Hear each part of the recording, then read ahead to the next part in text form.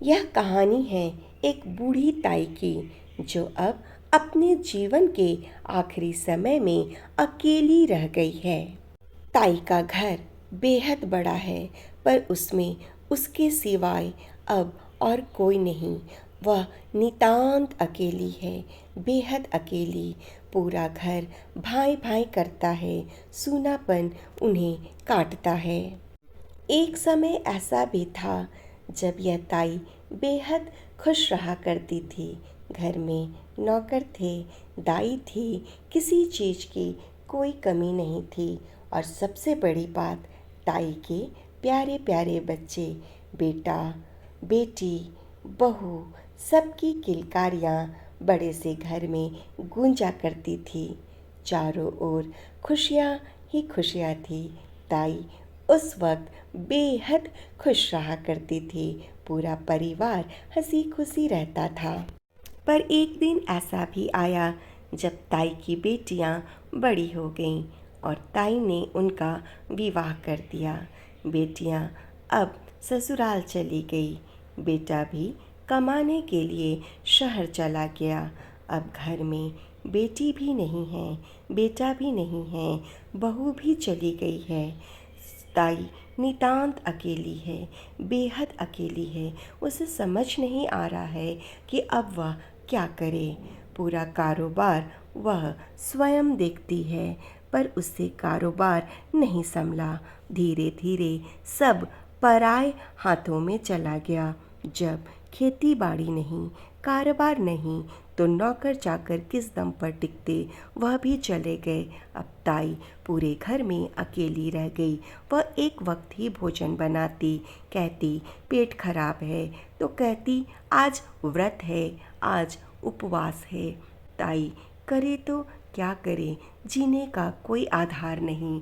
फिर उनके जीवन में आता है मिट्ठू। मिट्ठू को पाकर ताई बहुत खुश होती है पर मिट्ठू भी उन्हें छोड़कर चला जाता है।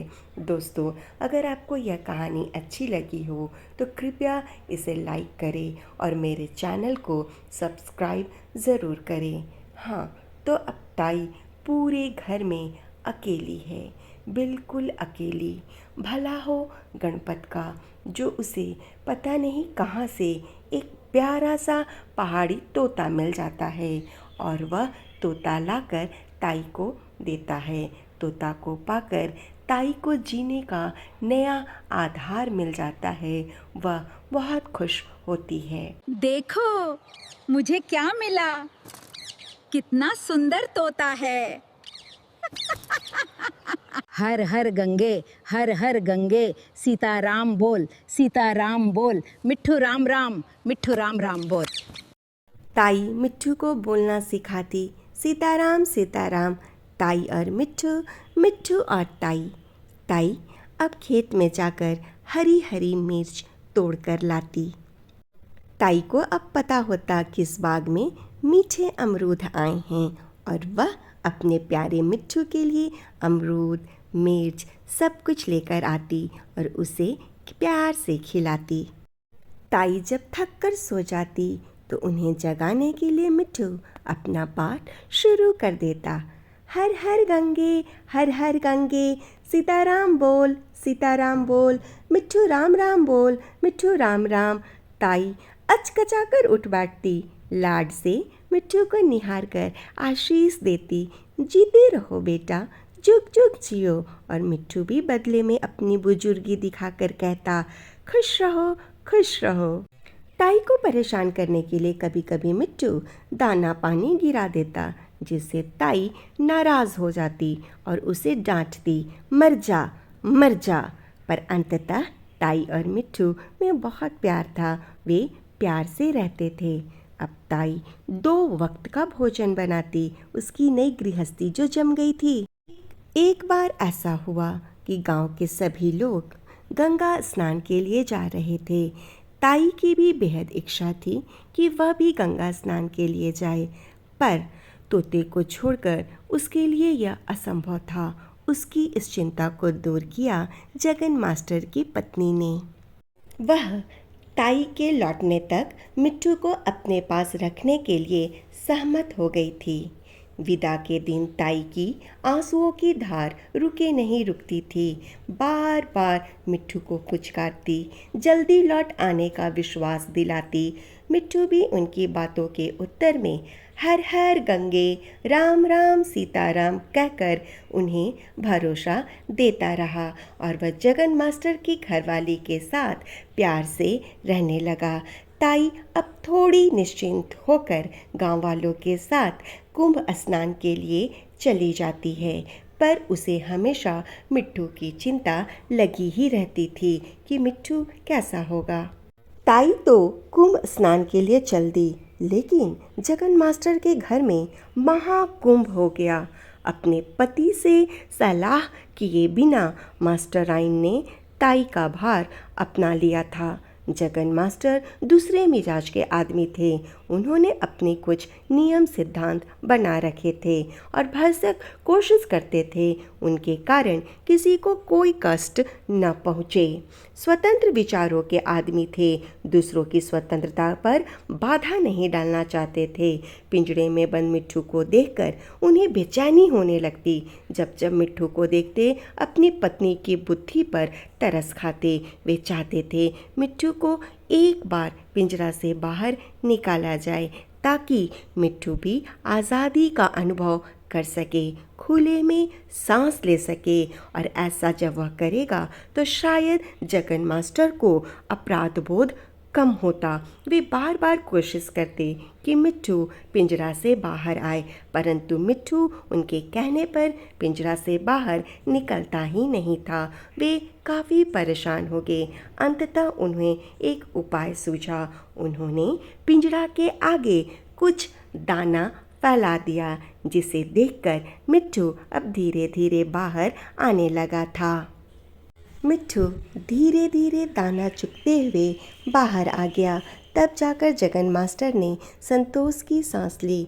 मिट्ठू फिर पिंजरे की छत पर बैठ गया। 1-2 घंटे के बाद मास्टर ने उन्हें पकड़कर फिर पिंजरे में बंद कर दिया।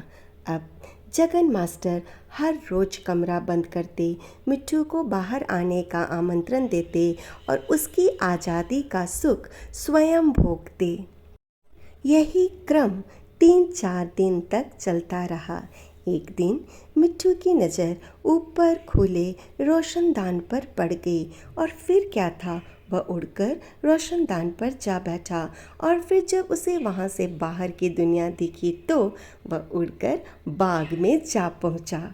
मिट्ठू आ जाओ। मिट्ठू, ओए मिट्ठू आ। हाय, चला गया। मिट्ठू भला अब कहाँ से आता, वह तो अपनी दुनिया में जा चुका था, खुले आसमान में, अमराइयों में। जगन मास्टर बेहद परेशान हुए। क्या जवाब देंगे जब ताई कुंभ स्नान से वापस लौटेगी, यह सोच सोचकर वो बहुत परेशान हो रहे थे। क्या करें क्या न करें, उन्हें कुछ समझ में नहीं आ रहा था। उसी गांव में जो गणपत था वह वैसा ही दूसरा एक पहाड़ी तोता लाकर उन्हें दे देता है। नमस्ते, मैं आपके लिए ये तोता लाया हूँ। बहुत बहुत धन्यवाद, ये बहुत सुंदर है। अब जगन मास्टर खाना पीना छोड़कर घंटों पिंजरे के सामने बैठकर रटते। मिट्ठू राम राम सीताराम सीताराम, हर गंगे राम राम सीताराम सीताराम बोलते बोलते उनका गला सूख जाता। मिट्ठू राम राम सीताराम सीताराम, हर गंगे राम राम सीताराम। वह चाहते थे कि यह तोता भी कुछ बोलना सीख जाए ताकि ताई जब कुंभ स्नान से लौटे तो यह तोता उन्हें अपना ही मिट्ठू लगे और ताई को भ्रम में रखा जा सके। इसलिए वे उसे हमेशा सिखाते रहते। मिट्ठू राम राम सीताराम सीताराम, हर गंगे राम राम सीताराम। अब ताई कुंभ स्नान से लौट रही हैं।